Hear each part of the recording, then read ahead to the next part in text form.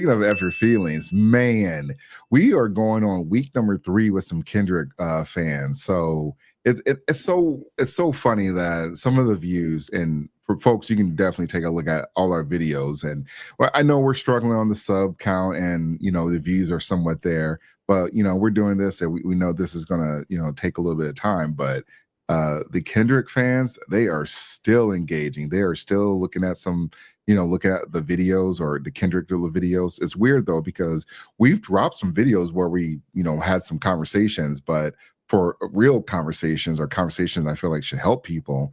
And then the stuff that gets the most engagement are the Kendrick videos. So I'll pull up the screenshot of the comments, but it's what you expect. Well, these weren't too bad though, but it's like, man, why are y'all going so hard about this?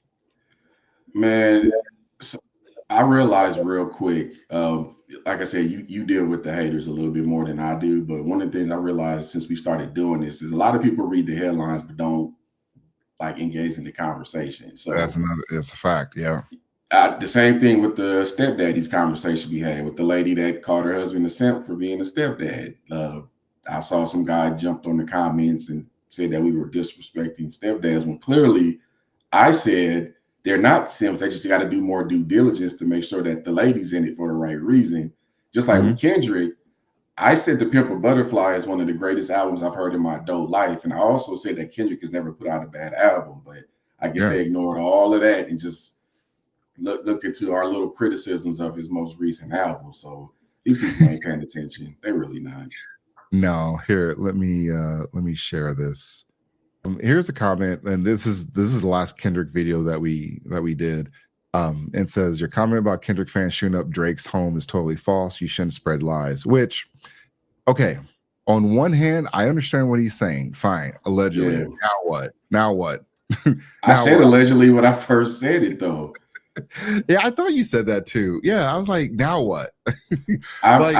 Yeah, go ahead. No, I was just gonna say, like, okay, so allegedly, so now what? Like, what are you gonna do? Like, what's the next thing? What's the next move here? Because somebody did it, and I'm not gonna believe that Drake would shoot his own home up. That'd be kind of weird and silly. But I mean, somebody did it, and it started around the beef. All of a sudden, people know where Drake lived, which didn't Kendrick dox him? Like, showed a photo of his place.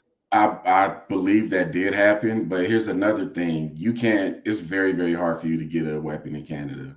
Like they have very strict gun laws up there. And there's a huge process to get registered, and you essentially can only have it in reference of hunting.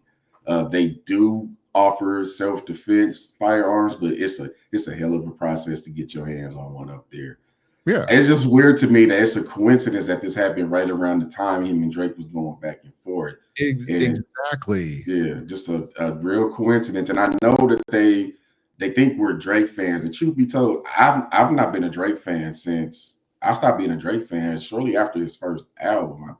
I mean, I listen to him if he's there, but I've never been a Drake fan like that. I give Kendrick his flowers. I said he's the leader of the new school right now. Him and J. Cole go back and forth with that. But for some reason, man, y'all Kendrick fans, y'all like the Beehive. Like y'all just go in on people that do any type of criticism. It's kind of annoying. It really is. Look at this. So we had a comment where it says, "Giving it 6 is nuts. Now y'all cooked." I'm like, I mean, I'm the one that said it was a 6. That's the crazy thing. I said it was 6, but you're getting lumped in because I think you said it was a 9 or even a 10 or something. No, I gave it an 8. Yeah, 8. Yeah, it was a high note. It was a little bit higher than me. And giving it a 6, I mean, I don't think it's a 12-track album, and most people are going to say they like most songs, not all the songs. So that takes it down to at least 10 or 11. A 6 ain't, that's not telling it. That's not a disrespect.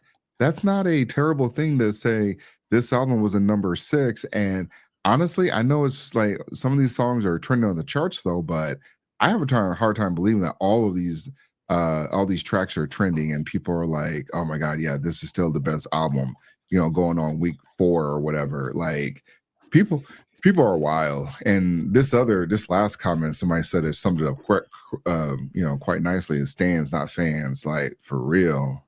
Yeah, I don't understand this idol worship and how people are so engaged on people that don't even know you exist. Like, why? Yeah. What do you get out of this? Eminem fans are like that.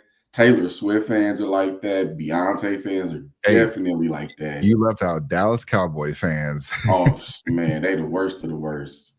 Yeah, Audacity to call themselves America's team too. for real, man. Like it's like an epidemic though too, because again, we have dropped knowledge videos on multiple topics, and the video that gets the most engagement is defending Kendrick Lamar, which is wild because Kendrick Lamar. I mean, I get it. He's going to be at this headline of Super Bowl. He had this album. Like I said, I didn't say it was a bad album. I was just saying it was a six. And for everyone coming out and say this, if he doesn't think it's a six and you say it's an eight, what was this guy thinking? Like, I don't know what this guy like. What you want to say it's a seven? So you dropped a note, a comment to say like it could be a seven or it could be a eight or something. Like go as far as say it's a nine or a 10. Then I don't know why he just he just went down and said six is wild. I'm like, man, yeah, Kendrick fans, they on that same level as Beyonce and Dallas Cowboys. Like they deranged. Look, Kendrick could put out an album right now where he just farts into the mic repeatedly over and over again. And these ninjas is gonna come out and call it a 10 out of 10 every single time. Yeah. I only had two criticisms of that album. The only criticisms I had were I said it's not better than To Pimp a Butterfly because again, that is one of the best albums I've heard in my adult life. And Mm-hmm. then I said he has this like the industry is against me kind of thing, and I'm like, you winning right now, bros. How can you make that claim when you're doing the Super Bowl? You're one of the top selling artists. Everybody wants to work with you. How is the industry against you? I'm curious what he meant by that. Those are the only two criticisms I had. Yeah, and um, I mean I've gone back to the album. I'm trying to listen to all the way through. Now I'm just kind of skipping to the songs that I like.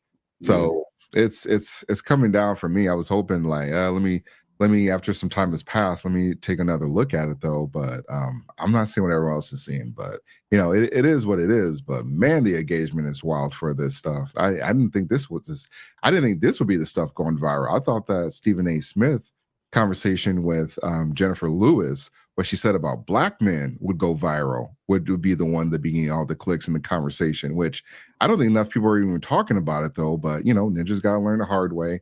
This is the fuck shit they talk about. So I thought the 80% of straight women not having orgasms would be the one to go viral, but it's probably those ones in the comments that's not getting their ladies off in the first place. So I'm yeah, trying to go ahead and work on that. could be. All right, let's get the show started.